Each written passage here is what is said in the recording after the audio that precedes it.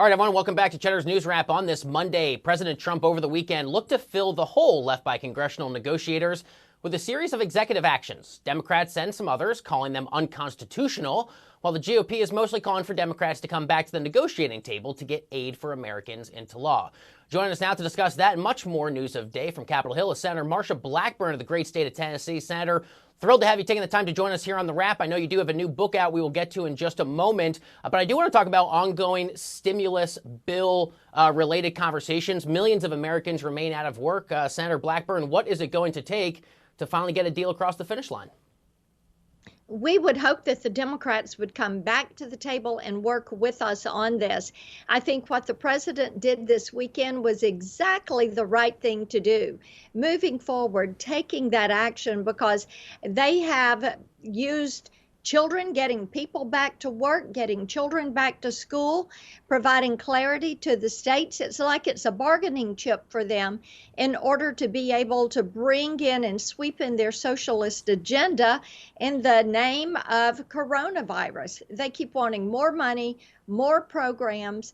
And, it was $3 trillion, it was $4 trillion. Then they said they would come down $1 trillion. And the thing that is so important to realize about this is we've not spent all the money from the first CARES Act. And why would we talk about appropriating additional money until we finish this process and get all of that money that's already in the pipeline out the door? Because we want to help people. We want people to get back to work. We want children to get back to school.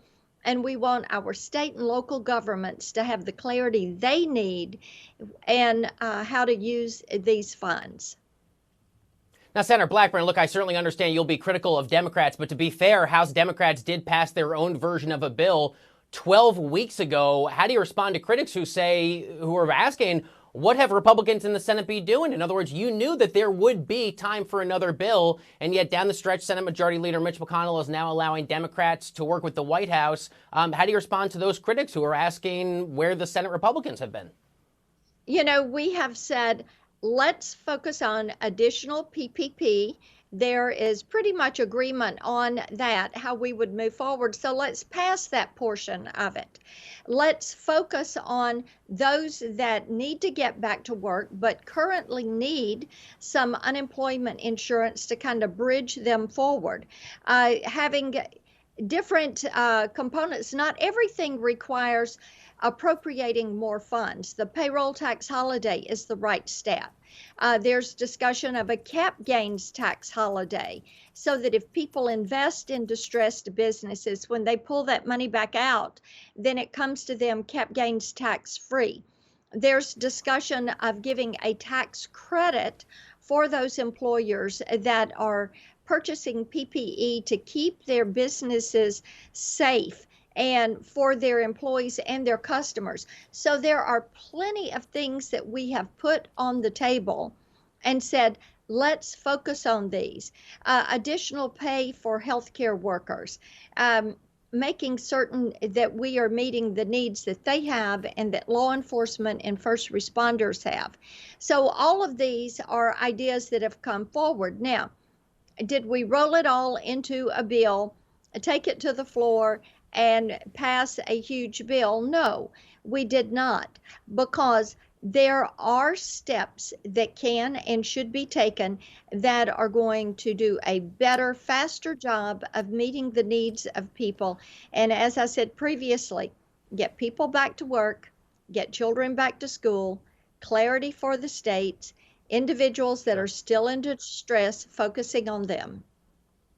Now, Senator, how many more bills is Congress going to have to take up? And let's assume there is no vaccine for the coronavirus for, as a lot of health officials suggest, at least another 18 months. Isn't Congress going to have to continue to pass high price tag relief bill after high price tag relief bill? In other words, you're going to be doing this for quite some time, aren't you?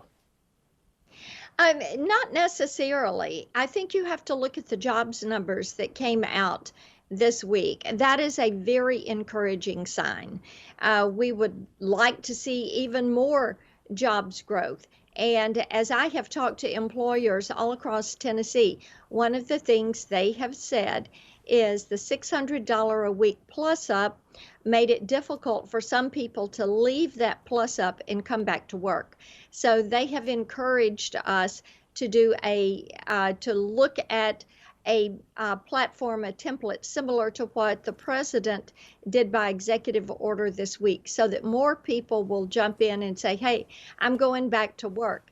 If you get a payroll tax holiday between now and the end of the year, that's another 7.5% that's going to be in your check. While you bring up Tennessee, let's bring up new data from the Tennessee Department of Health. They revealed that more than 7,500 school-age children in the state of Tennessee have now come down with COVID-19, with a specific emphasis on Shelby and Davidson counties in your home state. More than 80 students now, Senator, are in quarantine in Putnam County after one confirmed case with a student at Cookeville High School. What is the case that schools, especially in your state, should be reopening, especially considering some of the more troubling numbers with school-aged Americans? Yes, and I have talked with so many of our county mayors and our superintendents of school. I want to tell you, they've done a great job. They have an in-person learning, a blended learning, and a remote learning template that they're going to be working from this year. And the point was they wanted to get schools open and children back into the classroom setting. And I think that you will see some quarantines with certain groups of students during the year. This is probably something that we're going to be working through as we go through this school year.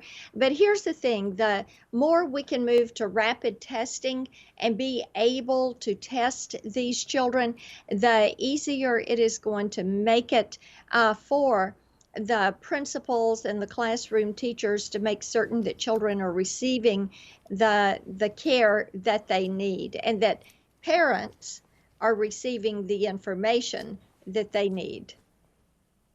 All right, Senator, unfortunately, I'm running out of time. I do want to ask about your new book, Camilla Can Vote. You wrote it alongside your daughter, which is very exciting. Can you talk to us a bit about the inspiration for the book and a bit about the writing process before we go?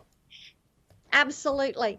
This is a project my daughter and I did. Tennessee played a significant role in ratification of the 19th Amendment, and it came to fruition on August 18th, 1920 in Nashville. And it's a wonderful part of our state's history.